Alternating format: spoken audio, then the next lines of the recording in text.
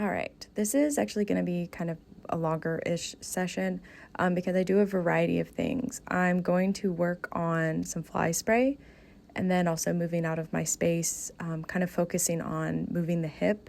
I'm going to lead a little bit. I'm going to do something stupid where I act like I'm going to lunge her. I don't know, whatever. And then I'm actually going to work on a fly mask. So there's a variety of things that are going to happen. And I keep saying, like, watch the length of your sessions, and I think it's just like a preface to say, like, keep an eye on your horse and how they're reacting and how they're doing and stuff like that, because that's the important part, right? Like, this communication and keeping under threshold and not getting frustrated. I think that's also why I kind of switch up a few things in terms of, like, I don't do the same thing for 40 minutes. I kind of give it a break. I've learned that Henry kind of digests information. She's better if I do something, introduce something, don't go too far with it, and then come back the next day, reintroduce it, and continue. I feel like she grasps the concept better. Like, she does need time to, like, think about it. So, and that was just a big zoom of kind of the daily chores and how to interact with her. So we'll get started here.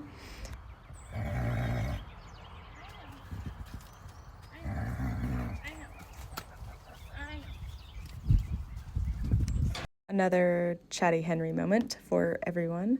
Again, she's just very chatty about everything. So, all right. So you can already see why I'm going to decide to move the hip, because she crowds and I'm scared. I'm scared because I'm like, she's going to pin me up against this thing and kick me, even though she's kind of given no indication that she does that.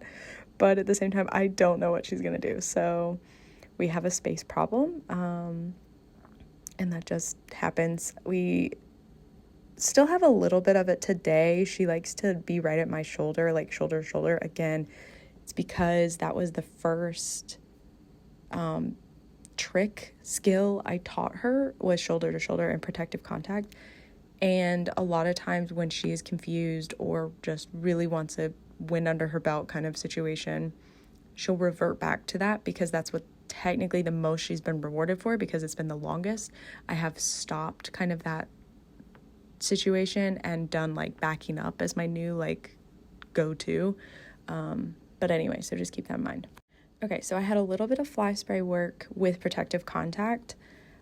I'm not crazy about how I'm doing this, because I have a really bad habit of introducing something and then just going for it the next time. Like, I need to reintroduce it.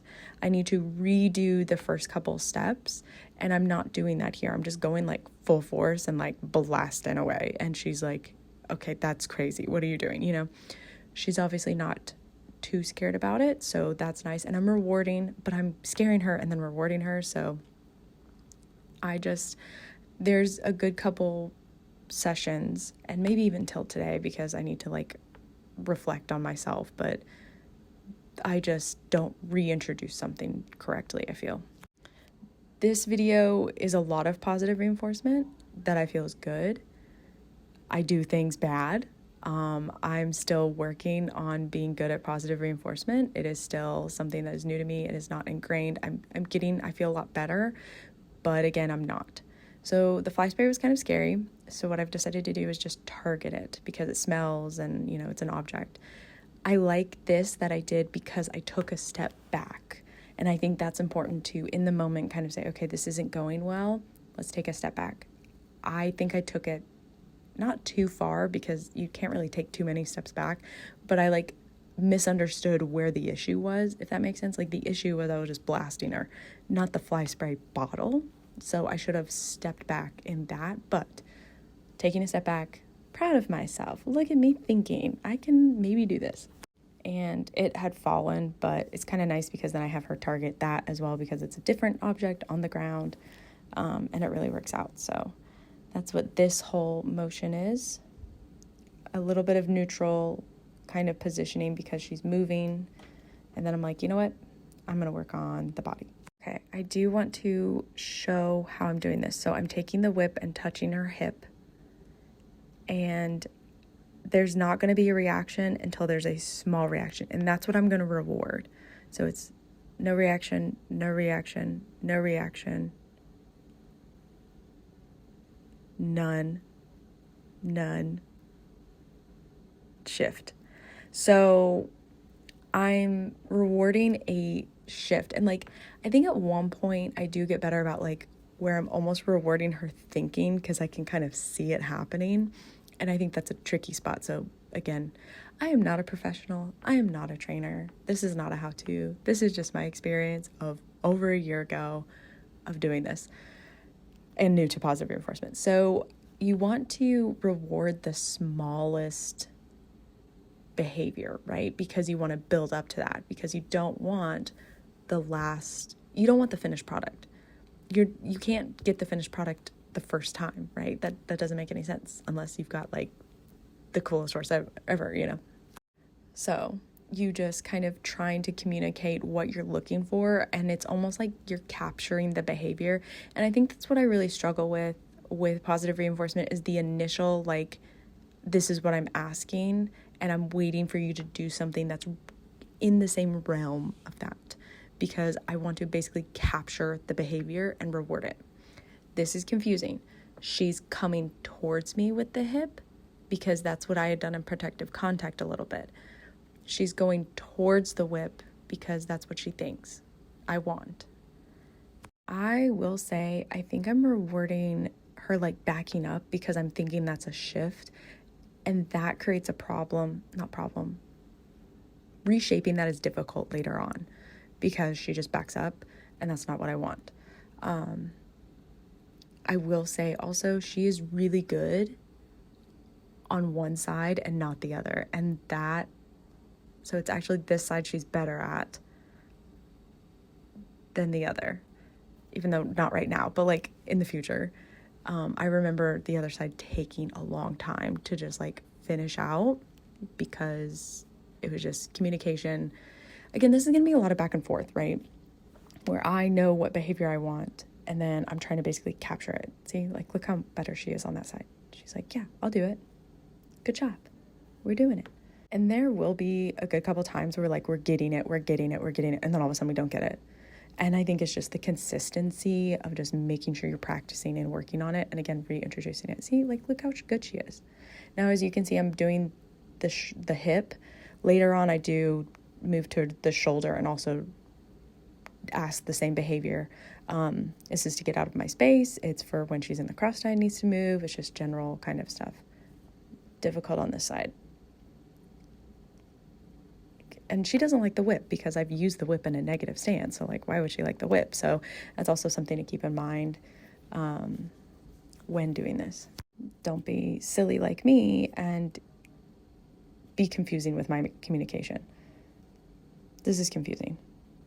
Like, I do one thing with it and then one thing with the other way. And they're like, what do you want from me? You know, I'm being inconsistent with my asking. And I think that's an important skill to keep at too. Okay, I've decided to switch it up because I think I was getting frustrated with the hip thing. So this is me working on her legs. So on one hand, when I touch the front of her leg, her knee kind of situation, I don't want her to move. But when I touch her fetlock on the back, I want her to lift her leg. So there is a differentiation in kind of where I ask. I think it's a little confusing looking at this where I'm doing both of them at the same time. But again, it's just to keep in mind, you want a differentiation. Like every time I touch her leg, I don't want her to lift it up. But almost every time I touch her fetlock, I want her to lift it up, you know? So really happy with where she's at, just like casually, just kind of like testing the waters about her leg. The feet, not an issue, but that's one of the big obstacles that I have with her later on. But it's mostly because of her stranger danger. So, okay. So I'm going to go ahead and mess around with leading. I don't like how I haltered. I will tell you that right now. Needed to reintroduce halter, not just like throw it on her. Really, really happy with how she leads. She has always been really good about leading. And this is me saying, you're too good at leading, so I'm gonna like drag you around because I want to see how you will do. Don't necessarily recommend this. I'm trying to figure out her boundaries, I think. And that's me just being kind of a little hard-handed on it. And I don't necessarily like that. Now, one thing you will notice, I'm not rewarding. And I am mad at myself for doing this. I'm not rewarding because I need the pan. So the pan has limited me. This is where I get the idea that I'm really smart and gonna lunch her. Don't do that. That was just me like throwing her in there and being like, this finished skill you should learn and you should know. And it's like, no. Okay. See how good she is at leading? She's just a little angel. She's so forgiving. Like, she really is. I didn't know what that meant until I met her about a forgiving horse. She is extremely forgiving. Okay, so I finally think, you know what, I should probably reward her in hand. So the hand motion is very awkward. We're still working on it. And the reason why I wasn't hand feeding too much at this time is because she gets a little pushy because we haven't set that boundary. We set the boundary pretty good with the pan, but here is just a little bit less protectiveness for me. And I think it makes me nervous because I don't want her to be muggy. And I'm actively trying not to make sure, but like it happens because we haven't established the boundary. So this is me working on a little bit of anti-mugging behavior and calm default while I hand feed. And she's just kind of moving around. So I kind of feel like I'm all over the place with what I'm doing, but at the same time, I think it's helpful for me just to like not get to my frustration threshold level, if that makes sense. Because I think if I work on something and it's not working, I need to like drop it. Like I need to just move on to something else because I'm not communicating right. I'm doing something wrong. This is me working on just my position. And then I get the idea to lunge again. It's like embarrassing sometimes when I'm looking at this and then I share it. I'm like, I was an idiot. Backing up. She's really good about backing up. Like really nicely. Again, she's so good about leading. We do shape it a little bit better later because she starts like shoulder to shoulder leading, and I don't realize that until I'm trying to turn her like a couple weeks later. So I do shape to where her head is more at my shoulder because I'm a little bit shoulder to shoulder, which is fine. You just shape it, reward what you want kind of thing. So yeah. This is me, again, just out of my space and establishing how we want to be led. I'm so embarrassed. I get the idea to try to trot her, and she's like, what the hell? What are we doing? I'm just dragging her around. But she's so nice about it. She is so nice. Like, I was an idiot, and I really appreciate her. Every time, because why would I do this? Okay, yeah, a lot of leading, but again, she's really good at it, so that's exciting. So okay, so I've done like a couple different things, a couple stupid things, but I have now decided to get the Flymask out because we need that skill. My domestic is bald face, so I do use a Flymask for like UV protection, which funny enough, that was kind of the comment I had made to my sister. I was like, oh, I really want because my domestic is an Overo, and I was like, oh, I really want an Overo, but I don't want a white nose ever again. Like, it's been horrible because I just feel so bad. And Henry doesn't really have a white nose. She's got one little spot under her chin, but that is it. So look at me getting what I want.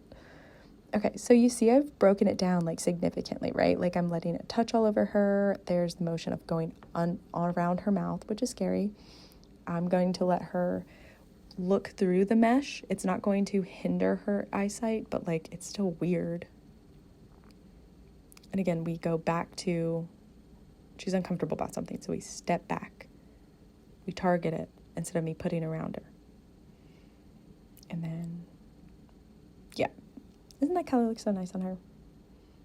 There's a little bit, I think I should have slowed down a little bit around this time, because she was comfortable, but she wasn't like the most comfortable. And I think I should have like broken this down a couple times instead of just like throwing it on her like I did.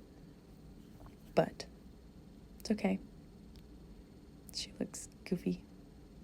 So goofy. But I also like really appreciate how easy that was, if that makes sense. I think we are better with objects, like physically doing something with them rather than like a body motion. I think it's because there's like more of a goal in mind. Maybe for me, maybe for her, I don't know. But my sister's come back and she's laughing at me because she came over and was like, oh my God, you have a fly mask on her. I was like, yeah, just now happened. We had kind of a little joke that like she wasn't actually wild, and she was like this domestic that got put in with the other ones because she is really easygoing, like so easygoing. So it's really funny. Obviously she isn't because you've seen, but what a good girl. She did good. We did a few things. We're working on it. We're getting somewhere. We'll do it.